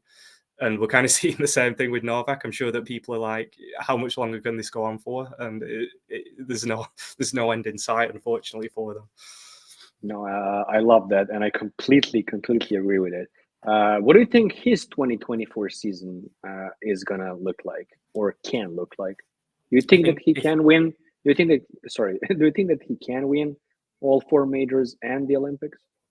I think that he can. I think he's going to be the favourite going into, obviously depending on his form, unless there's a big drop-off or an injury. He's going to be the favourite at 3 of them. I think he's still going to be the favourite over Alcaraz, even if both of them are in good form at Wimbledon. He's obviously the favourite at Australia. I think Roland Garros is where he's more likely to struggle, because I think that Alcaraz, again, if he regains his form, I don't think he'll get cramps again. He's not going to have the same level of nerves. And I think more of the top players, this is an unpopular opinion, but especially now, I think there's more top players that can play at a high level on clay than there are on the hard courts. Because I think even guys like Holger Rune, who people see him as like an indoor hard court player because he won the Paris Masters, but the guy's so good on clay. He beat Novak at Rome last year. He's even a contender, so I think there's more likely to be players that can cause an upset there. But can he win all 4? I think he can. Do I think he will? Will he? No, I don't think he will. I think if you want to hear my predictions now, I think that let's do it. I think I'd be stupid to say that it's going to be anyone but Novak to win Australia. Roland Garros. I think, depending on who's listening to this, it's very difficult to say Rafa because we haven't seen him yet. So that, I think if I said Rafa, that would just be more of like a hope. If I had to put my money on it today, I would say Alcaraz. If I had to put I had to put my house on who's going to win it today. Wimbledon, I'd say Novak, and then US Open. That's always the most unpredictable one. Yeah. That could be anybody. Let's go with Jannik Sinner for that one. Ooh, interesting. Yeah. Why do you think, when you mentioned US Open, just a very quick question, why do you think Novak struggles when it comes to US Open? Because he only won 4, given that hardcore is basically his surface, and he actually has a losing record in the final, 4 and 6, and he lost twice to Rafa in the US Open, which is probably the stat that I hate the most. Well, I think you only have to look at how he plays on the surfaces. I think take the Australian Open final in 2019, how good he was, and then you take the next US Open final that he played in 2021, how bad he was. There was mental pressures there, but I think Australia just suits his game a lot better. US Open courts have always been a little bit slower with a higher bounce that have favoured slightly different players to Novak. So I don't think it's necessarily like a mental thing. I don't think it's a case of maybe there was a couple of times he chalked when he shouldn't have done. But I think on the whole, I do think it's more of a technical thing. I think the Australian courts just suit his game, a lot better than the US ones do. We mentioned Holger Rune, Jannik Sinner, Carlos Alcaraz. Yeah. What do you think about this next gen, how people call it? What do you think? There's a lot of gens. Yeah, a lot. And two guys still remain. Two guys as the apex predators. What do you think of the 3 guys that I mentioned primarily, and some others that are maybe going unnoticed? Well, I like Alcaraz because, for the obvious reasons that he's absolutely the most entertaining player that I've ever watched play. Because you're expecting ever. I mean, I love Rafa, and while I kind of love watching Rafa play more than Alcaraz is a more entertaining player. You expect something crazy to happen at least every 5 minutes, whether that's a tweener or just an outrageous down the line. I've never, and the drop shots. Everybody loves to watch drop shots and net play, and it's just constant. It's popcorn tennis with Alcaraz, and and he comes across as such like a great guy. He's so happy. So it's obvious why somebody would like him. And obviously he has kind of filled the void in 2023 of not being able to watch Rafa as someone else to kind of watch win titles and root for in the finals. A lot of people interpret that as like, oh, it's just because he's facing Djoković, and it's not been about that. It's not just about, oh, we're going to support the guy who can beat Djoković, because ultimately if Djoković beats Alcaraz, I've always maintained all year that the Cincinnati final was actually my favourite match of the year, even though Djoković won that. So hopefully that disproves the myth. But tennis is always more enjoyable when you've got somebody to root for. Sinner, people have accused me of being a Jannik Sinner hater as well, because I gave him a hard time in the first half of the year. But I've given him. Admittedly, I've given him a hard time. I've trolled him a few times, but that's because I got high expectations for him, because we know how good he is and how good he can be, and now he looks like he could be becoming a top 3 player if he isn't already. So personality-wise, I love the guy. I think he's, while he's quiet and reserved, I don't care. Yeah, but you said he's boring. No, people say that. I don't think he's boring, but people say that he is, because I posted a few tweets recently and people have been saying, he's a nice guy, but he's boring. But he just won the fans' favourite award today. He's doing something right. So, and it's not just about, I like Alcaraz, so I want to see him win as many titles as possible. As a tennis fan, I want to see great matches like the Wimbledon final and like the Cincinnati final. And if Novak retired in 2024, like a lot of fans have been speculating, Rafa retires, do we want to live in a world where Alcaraz is winning every single tournament? I think we'd like to see the new big 3. That's what we're all desperate for. And the last piece of the puzzle, Holger Rune. Does he belong to that puzzle? Not yet. I think that he can be, because he's got the ability. I mean, the way that he beat Djoković in Paris and in Rome, obviously not many mortals can do that. But I'm always a bit salty towards him because he blocked me on Twitter. But I actually really like him as a player, because wait. Come on. Why did he block you on Twitter? Okay, well, what did you do? What did you do? It was during I think he had an incident with Stan at the net, which you probably remember. I think. Yeah, I do. I can't remember what even the incident was. I think I basically just called him a baby, and on the ATP in the comment section on the ATP Twitter account, he obviously saw it and just blocked me. So that was the reason. Yeah, but I'm not a hater because Danish snowflake. Yeah, to be honest, half the people that I know have been blocked by him as well. But I actually like his personality because he's drawn a lot of Novak comparisons, early Novak comparisons, because he does come across a little arrogant. He's got that belief, but I kind of like energetic. That. He's not afraid of the big moments. He knows that he should win and he can win, and he gets emotional. He said a few stupid things, but he's still young. So he's 20 years old. Yeah. But yeah, I like his personality when he's not blocked me. Apart from that, but why do you think he struggled in 2023? Because the way I look at it, what Jannik Sinner did in 2023, especially towards the end of the season, is something that Holger Rune did at the end of 2022. And a lot of people were like, he's going to be the guy who's going to be, challenging Carlos Alcaraz in 2023. And that didn't happen. And that gave us Jannik Sinner. And now people are saying it's actually going to be Jannik Sinner versus Carlos Alcaraz as, the major rival, like Roger and Rafa, and Holger Rune as, young Nole, coming into the picture. Yeah, he had a good... Well, he did have a good first half of the year. I think he was up to, was it fourth in the race to Turin? Yes.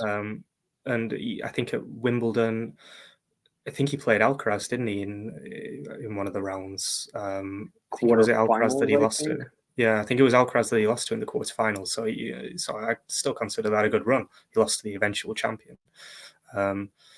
So, I wouldn't say that he had a bad year. It just tailed off, and there were some rumours about him having a back injury, which I thought, during Canada.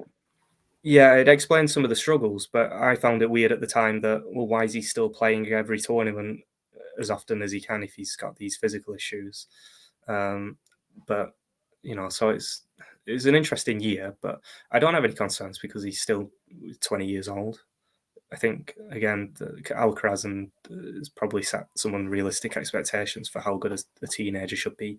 I think Sinner is probably the more realistic version of a young player because I think Sinner's now 22 and it's been a very, very gradual, slow, controlled improvement. And you can see him, it's very tangible, the things that he's improved, and you can see it in the results. And I think that's, the way that most players usually develop. It's a bit slow. They don't just burst onto the scene. And I think Holger Rune sort of probably burst onto the scene a little bit too fast. And maybe the Paris win set some false expectations. I think he probably, if he hadn't have won that tournament, I think people would be looking at this year saying, well, he's actually had a really good year overall. Yeah, I think you have a very good point over there.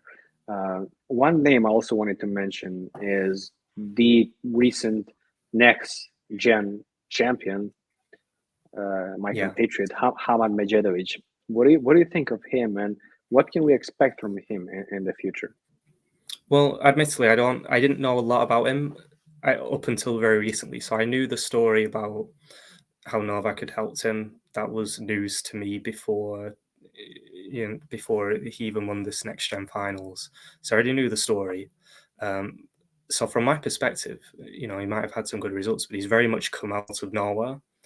But I think that this result is pretty significant because if Arthur Fils is a really, really good player, again, I haven't watched a lot of matches from him, but going off, his results and, he's I think just beating him in a match is in such a high stakes match as well, kind of shows that, that this guy's quite serious. But I think it's still a bit too early doors to really say where he's going to go, because ultimately it is one match and it is a relatively small tournament, and making it onto the main tour and winning matches is a completely different challenge. How big of a boost can this triumph be for him? I think pretty huge. I think, again, it comes back to the whole mental aspect. I think that regardless of how good you are at tennis, if you don't believe that you can win, you've already probably lost.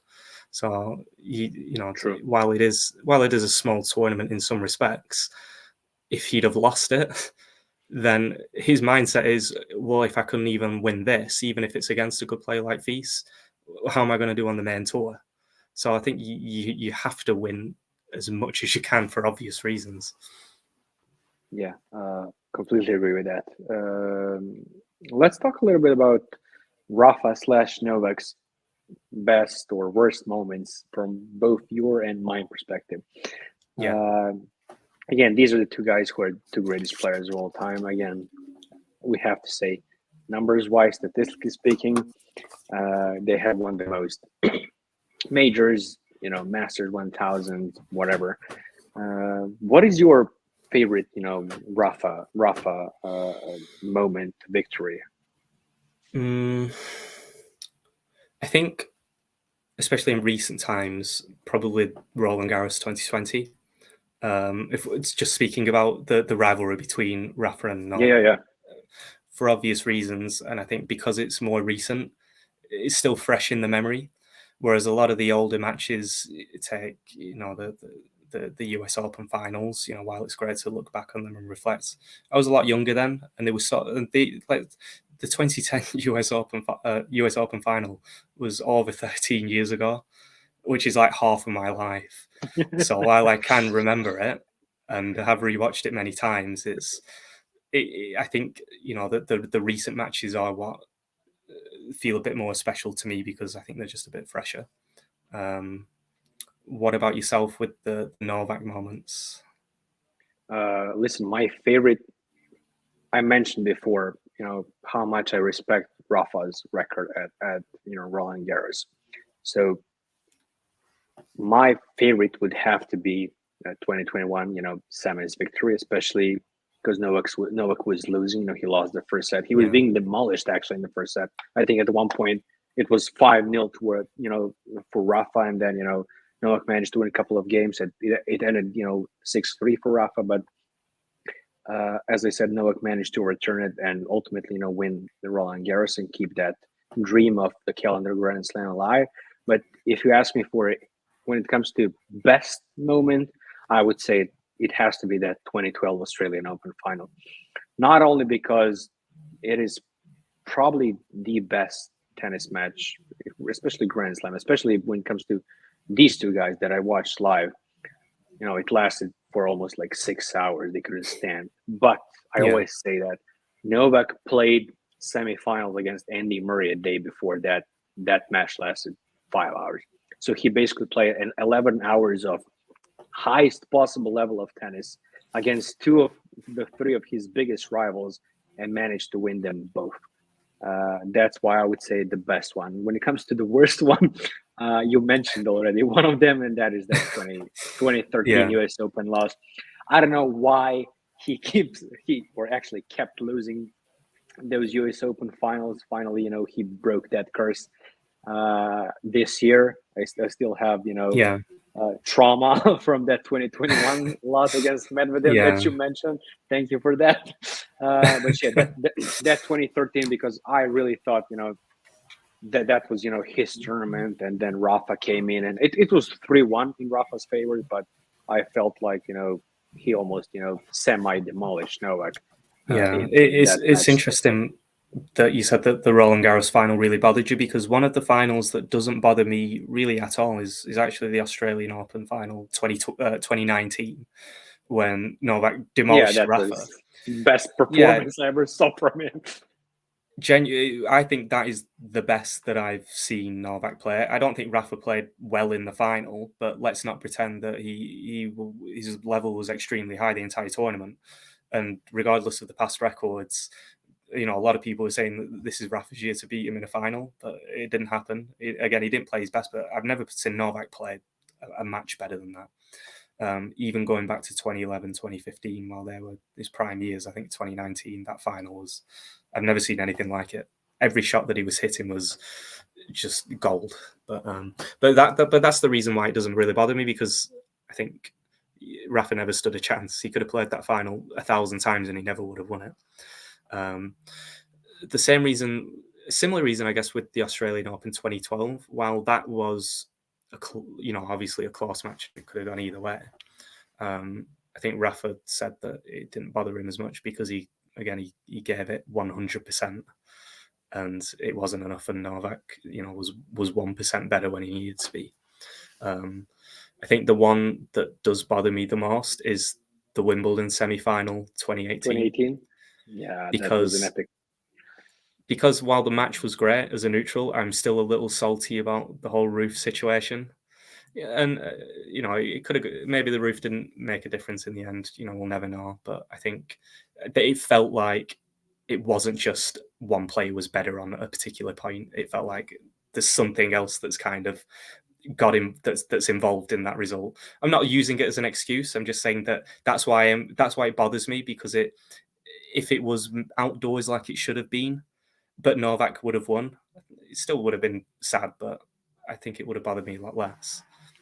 Yeah, I spoke to a lot of people from, when I say Novak camp, I don't mean actually his staff, but people, yeah, journalists, fans, and things like that, who actually say that win, and especially against Rafa, but more importantly, that tournament, the 2018 Wimbledon, was a turning point in his career. Yeah, because I agree with that as well. If you remember, he was struggling with his injury in 2017.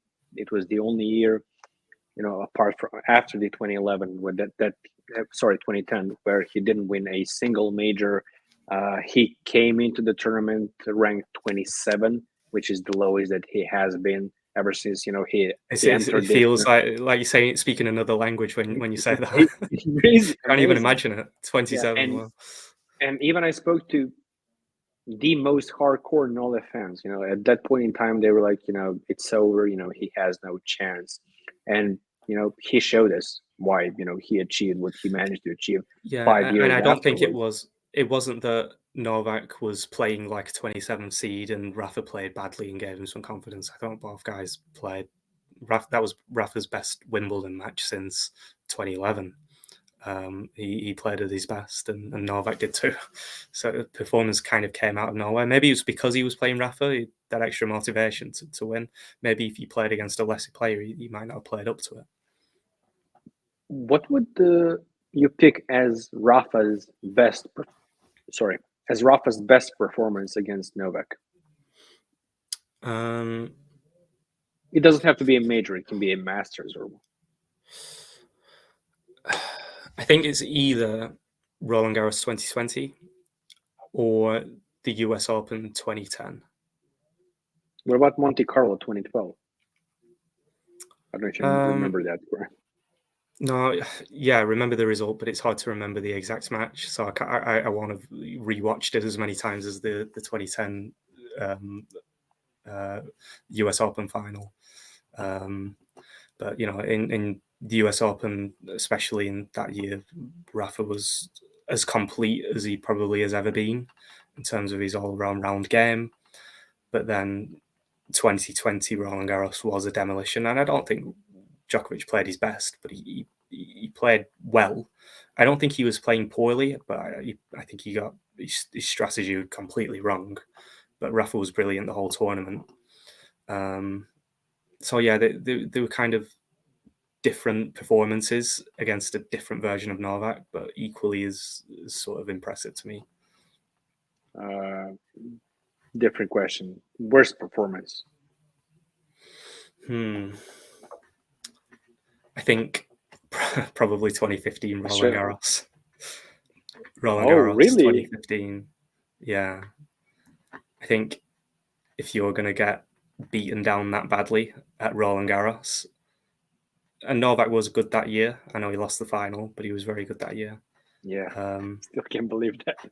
In your own home, I think if Rafa beat Novak in 3 or even 4 sets this year at the Australian Open, I think you would be thinking to yourself, this has to be one of Novak's worst performances at the Australian.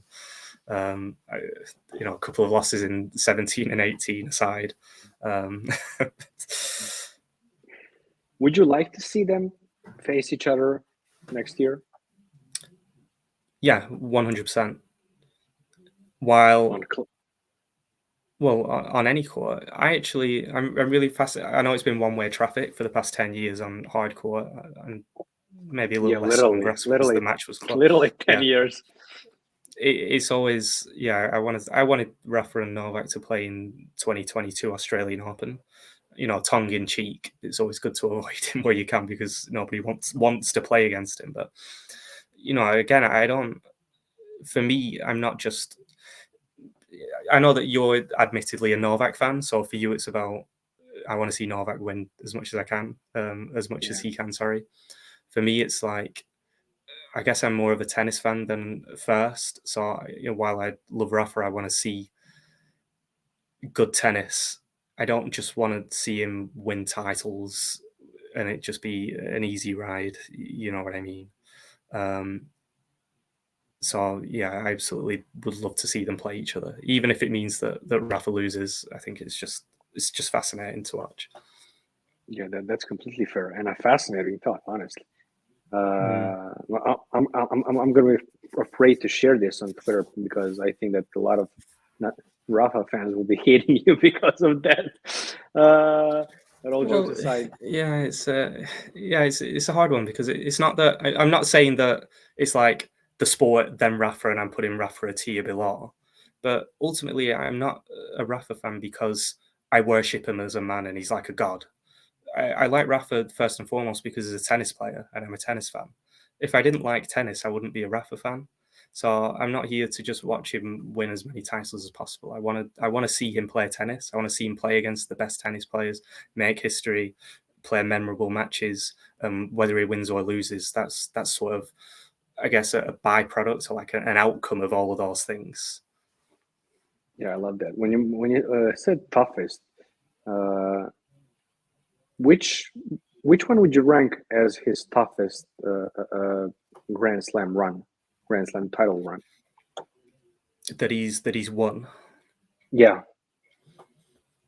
That is a tough one to answer. I think in terms of time on court and how physical it was, 2009 Australian Open's one that stands out because the final aside, he had the very long semi-final against Fernando Verdasco that could have gone either way. And a lot of people said that that's one of the best matches of all time. And then he followed it up by beating Roger in 5 sets as well. So I think those 2 rounds just those 2 rounds is one of the toughest paths that he's had. In terms of his overall toughest one, probably another controversial thing to say on this podcast, but maybe Australian Open 2022, but for different reasons, because he came back from his injury and while he obviously was, I guess, fortunate enough to not have to play Novak to win it, I think his path was still tough. He had a huge physical battle against Shapovalov, and then obviously the final with Medvedev, and that was all while he was still trying to build up his fitness, recovering from COVID. So for different reasons, I would class that as one of his toughest too. Yeah, when it comes to Novak, I would again have to go back to 2012 Australian Open because David Ferrer in the quarters, Andy Murray in the semis, and Rafa in the final, and we already mentioned, both semis and final, how long they lasted and how well all 3 of the players in this picture played. So yeah, that was by far my choice for his toughest title run. Yeah. Okay, I have a couple of questions for you left, and then we'll wrap this up. Okay, first of all, question. Ready? Okay. Okay. Question from Joker Prime on Twitter. What do you consider Djokovic's greatest Grand Slam run? And do you think Djokovic and Nadal could renew their rivalry in 2024? Well, the first part of the question, I think one that's very underrated is 2021 Roland Garros, because while we like to say Rafa was injured, he wasn't 100%, but Rafa was still at a level where I don't think anybody else on that day would have beaten him. I think only Novak could beat him. So while he might have only been 90, 80%, whatever he was, it was still one hell of a performance to beat him the way that he did, because Novak played at 100% of his top level. Then the final, obviously being 2 sets down, and then he just made it look easy against who was a very, I know Tsitsipas struggled for the last 3 sets, but he made it look easy against Tsitsipas when he was 2 sets down for the double career Grand Slam as well, and his second Roland Garros title. So that's one that I think is very underrated. I think that's one of his best runs, aside from the obvious picks. There's like 2012 Australian Open. Yeah, sorry. Can they renew their rivalry? Probably repeating the same thing we've said throughout. It's just impossible to say, because I think we have to see how he does in Brisbane and Australia first. I think it's more likely that we're going to get a close clay match. I think if they meet in Australia, it's very likely to just end in pain for Rafa. I think if he has at least a good run, can build up some confidence and some form going into clay season. Clay is obviously not Djokovic's favourite surface, so I think they're more likely to have a close match on there. And then depending on how that goes, we'll see what happens at Wimbledon and the Olympics from after that. Yeah. Question from Zion, which I think you already answered, but give us a short one. Thoughts on Rafa's return next year? What do I think of his return next year? Yeah. Again, part of me wants to say I'm confident because I think he'll stay fit. I think, again, unless a freak injury happens, I think that he's not going to struggle physically. It takes some time to build up fitness and stamina, but I think it all hinges on match practice. So I think realistically it's going to be a bit of a slow burner, and we're more likely to see some better performances in clay. And again, it's hard to predict for clay onwards because we have to see how he plays there. Yeah, question from Maximilian. Weirdly enough, not Novak or Rafa related. The mold a little bit. I didn't say that it had to be a Novak or a Rafa question, to be fair. I left it open. So. Yeah, good job, Maximilian. Can Thiem get back on the top? I saw this question, and this is something that I was thinking about. So, short answer is no. The reason why is because Thiem's best/top level is a top 3 player in the world, one of the best players in the world.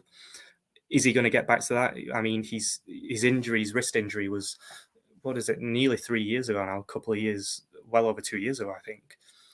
And he's now 30. So I think you would have to be crazy to think that all of a sudden he's going to turn it around and go into the top 3 again. So will he be back to his best now? Can he improve and maybe win some small tournaments? Then yeah, of course. Question from Alcaraz on Twitter. What do you think about La Reconquista? Well, I don't think he's going to be happy with this podcast. Do you know what that means? Do you know what it is? Yeah, I do. Yeah, I speak Spanish. So yeah. Yeah, I mean, I'm trying to set realistic expectations. Is he going to win every tournament? No. If I was speaking to him on his podcast, if he had one, I'd be telling him that I'm fully on board with it. I'm on board and I will join the movement, but I gotta temper my expectations at the same time. Yeah, we'll see. Question from Diockman. I don't know how. Yeah. Thoughts on Rafa and Novak rivalry from their perspective? What do you think both of guys think about each other at this particular point in time? I think we covered it in a little bit of detail. If we're talking about right now in terms of what they think about the rivalry, I think Novak is smarter than a lot of people on Twitter. I don't think he's writing him off. He's played against the guy 60 times. I think he knows what to expect. He knows that Rafa's going to come back fully fit. While he feel that he can beat him, I think he's going to be confident on any surface that he can beat him, but he's not going to take him lightly. And Rafa, I think that Rafa would be probably a bit stupid and deluded to not be a little bit fearful of Novak, because Rafa's been off for a year. Novak is basically just invincible at the moment, unless it's a round robin stage or a Davis Cup. The guy isn't losing. The guy can't lose, and I think Rafa's smart enough to know that this guy's still the best player in the world. That it's not going to be an easy job, but I think they played each other too many times that regardless of the circumstances, I think both of them are always going to go into it expecting the other guy to play 100%. Yeah, I mean, Novak stated like a couple of weeks ago that, Rafa is still and always going to be his biggest rival. And even without, having these, younger guys, he will still be his main rival, going into 2024. Yeah. So, yeah, we'll see. We'll see in less than a month. Well, actually more than a month. I think that Australian Open starts 14 or 15 of January. I think is that when the qualifying will start, even a week or so before that as well. So. Yeah, and we have 3 questions left. From all of them are from Joker NoleFam. So, yeah, you're ready. 3 At what? Actually, they are the best questions, honestly. At what point did you feel that Djokovic became a real problem for Federer early in his career? See, this is another one that I saw early and was giving it some thought. So I think if we split out the question and we look at Roger first, I think Roger won a lot of the early matches. He was the number 1 player. He was the guy to beat. Novak was new on tour. I think the obvious answer is probably around 2010, 2011, when I know he won a Grand Slam in 2008, but he took that next step, didn't he? But I've always thought that Roger does tend to match up quite well against Novak, but controversial opinion, I just think Novak is just a little bit of a better tennis player than Roger is. But, you look at the head-to-head and it's a lot closer than people actually think. So Roger has always consistently managed to beat Novak and cause problems for Novak when a lot of people kind of would have expected it to be the other way around. So I think, he's always been a problem in that respect. And I think, again, for Rafa, the answer's obvious. In 2011 was when he became the biggest problem, when we beat him in, 6 finals in a row. So you don't think that earlier than that was the case? 2007, when he started winning Masters, and as you mentioned, 2008 when he won his first Australian Open. What, in terms of Novak's level, or when he became a problem for Federer? Well, I think his level was strong in 2008, but I think it's obvious that he just took an extra step. So he went from being the guy who was catching up. Not only did he catch up, but then he became the guy who was the one to be caught. I think that's a good way to put it. That 2011 season has to hurt as a Rafa fan. 0-6 in the finals. That's actually the achievement, Novak's achievement that I love the most. Yeah, it does. But again, a lot of those finals weren't actually that close. And I think that's why they don't bother me as much, because I just look at it and think Rafa wasn't at his best in those finals, and Novak was just too good. If they were decided by a few points, or like Rafa missed match points, then I think I would be a bit more bitter about them. So then, good thing that you're not a Roger fan than all those, 40, 50 scenarios. I couldn't even imagine. I'm just grateful to not be on the Roger podcast now, worrying about those. So. By the way, that was the only match. I mean, there were multiple 40-15 scenarios when it comes to those two, but that Wimbledon final in 2019 was the only Novak final that I ever, when I ever switched on the TV, because I couldn't watch it, honestly. So so you didn't see the match points when they happened? No. I didn't see multiple games being played afterwards. I switched off basically. I turned off the TV. I turned off my phone. Internet was off, and I decided to come back like 20 minutes afterwards. Being prepared to see Roger hoisting the trophy or whatever, and it was the match was still going, and I couldn't believe that. But yeah. Yeah, it's not just the mismatch points, but as Novak said, and everyone knows that Roger was, I guess, the better player for most of the match. But yeah, he said again, that. It's if you don't convert the match points or the break points when it matters, it doesn't. None of that matters. So. Exactly. Next question from Joker NoleFam. This is going to be a controversial one for you. Do you I can't remember the rest of his questions, so I'm a bit worried. I'll read it for you. Do you feel there's an asterisk to Nadal's 2022 Australian Open win with Djokovic being deported? Sorry. No. Okay, give us a reason why. The reason is because, I spoke about how obviously titles are better when you can beat all the biggest rivals, but it wasn't Rafa, regardless of his comments and regardless of whether he was sympathetic or he was, that whole other debate, but it wasn't Rafa that deported Djokovic. Rafa had nothing to do with it. He just showed up to the tournament, played, won the matches he was supposed to, and won it. So I know while both Roland Garros 2023 and Australian Open 2022, they were kind of both absent at the respective slams for different reasons. The reasons had no. It's not that if Djokovic would have injured Rafa, then I would put an asterisk on Djokovic's Roland Garros title for the same reason that if Rafa somehow convinced the establishment to kick Djokovic out of Australia, then I would asterisk. Maybe he did. Maybe he did. I mean, he works in sneaky, mysterious ways, or so I'm told. so yeah, short answer, no. Long answer, it's a crazy thing to say. Yeah. And the last question, do you think Alcaraz will win 10-plus major or have a long and successful career? I mean, I think he will have a long and successful career. He's won 2 slams already, but I think the big 3 kind of normalized winning 20 slams. I think that even if you've won 2 before you're 20 years old, he might have just turned 20, I think, when he won Wimbledon. I think people underestimate just how difficult it is to win just 10.